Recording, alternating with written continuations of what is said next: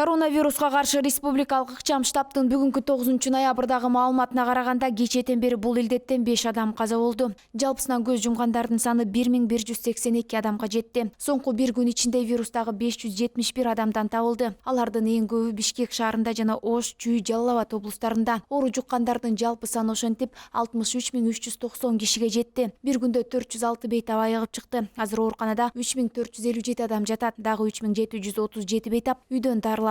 Ал эми коронавирус жуккан медицина кызматкерлеринин жалпы саны 3649га жетти. Алардын 3436сы айыгып чыкты.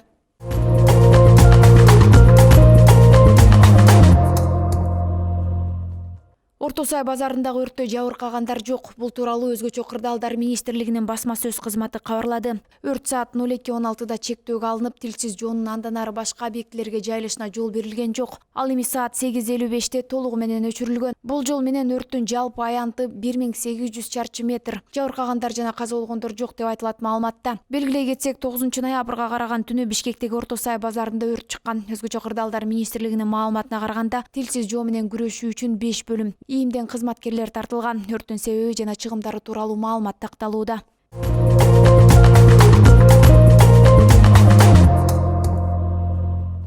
Бишкек мэриясы быйыл жаңы жылдык салют аттыруудан жана жаңы жасалгаларды сатып алуудан баш тартты. Бул тууралуу вице-мэр Айжан Чыныбаева Фейсбуктагы баракчасына жазды. Анын айтымында үнөмдөлгөн акча мүмкүнчүлүгү чектелген балдары бар аз камсыз үй бүлөлөргө, ошондой эле ардагерлерге, белектерге жумшалат. Белгилей кетсек, өткөн жылы 6 мүнөткө созулган салют аттыруу аз эме болгон. Мэрия ал үчүн 800 000 сом каражат сарптаган эле.